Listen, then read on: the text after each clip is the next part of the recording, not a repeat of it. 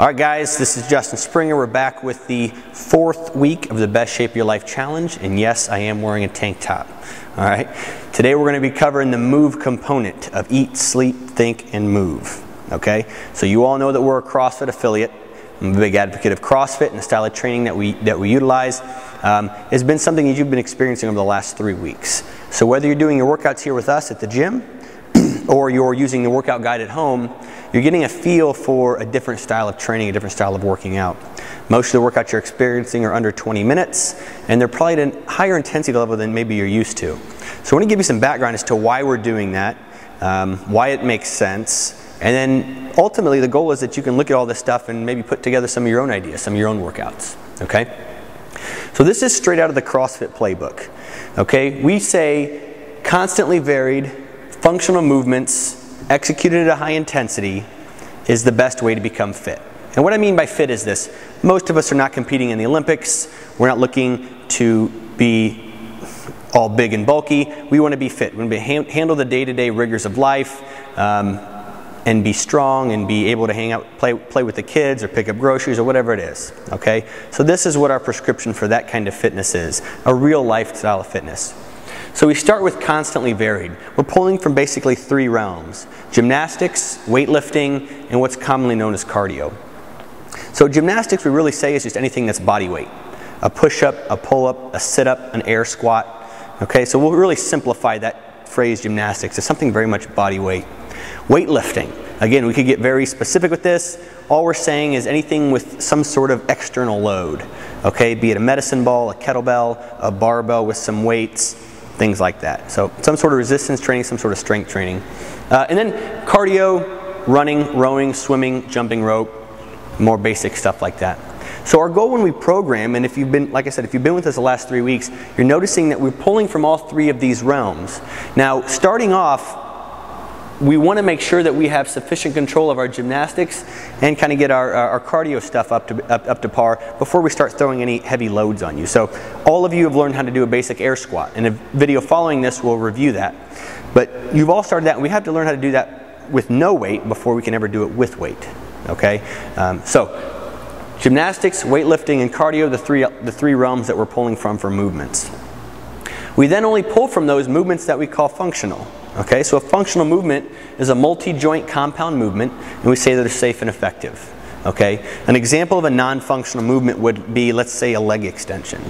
If you've ever sat on a machine at a gym and you've set your feet in these little Nerf pads and you extend one knee at a time, okay, using one muscle group essentially in one joint, right? We say that's non-functional.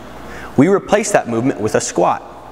Your knees are moving, your hips are moving, your ankles are moving, using your quadriceps, your hamstrings, using your midline for stability, using a lot more muscle groups than just sitting on that chair doing a leg extension. So, and the movements are not contrived. They're very safe, they're very effective, they're very natural. If you ever watched a toddler squat down to pick something up, it's usually a pretty good squat position.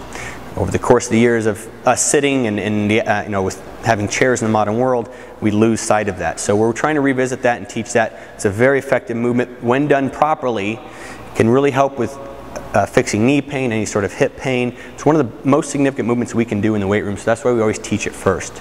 All right? So that's what a functional movement is. And then high intensity. So high intensity is oftentimes it scares people off when they see a video of someone working out at this crazy level of intensity. But I always make it a point to say that intensity is relative, right? We meet people where they are. The perfect example I always give is if I said the workout of the day was to run a mile and give you no other instructions, you could do that in 25 minutes and not break a sweat. If I said the workout of the day today is to run a mile, do it as fast as you can, we're going to time you and you're with a group of people doing it, 3, 2, 1, go, you treat it a little bit differently. Right? You run a little bit harder. So intensity is always relative. We meet you where you are. Don't over-program something that you can't handle. If you ever look at a workout that has 5 rounds, and you're like, I can only do 3, then just do 3. Okay? That's what it's all about. But this is really key. Operating at the higher intensity level, it makes you uncomfortable oftentimes. But that's really important. The biggest change lies outside of our comfort zone.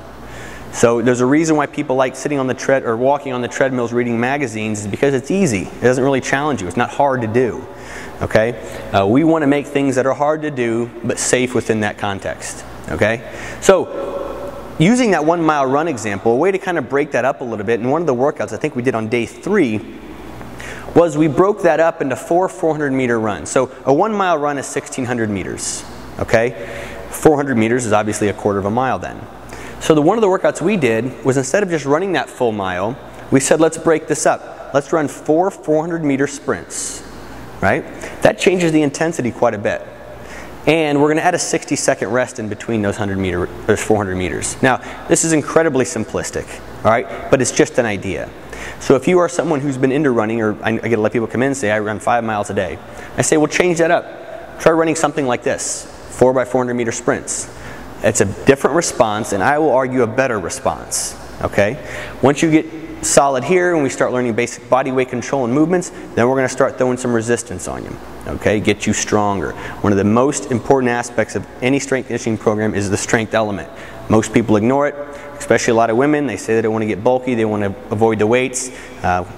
It's not the case. We need to be focusing on getting people stronger for just about everything. Every movement of any significance requires strength, okay? Effective amount of strength. So, constantly varied functional movements executed at a high intensity, straight out of the CrossFit playbook. That's how we program our workouts. Keep trucking along. We've got 3 more weeks left to go.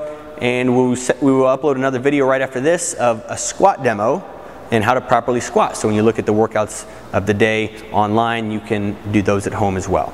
All right, thanks for watching. Good luck for the rest of the challenge.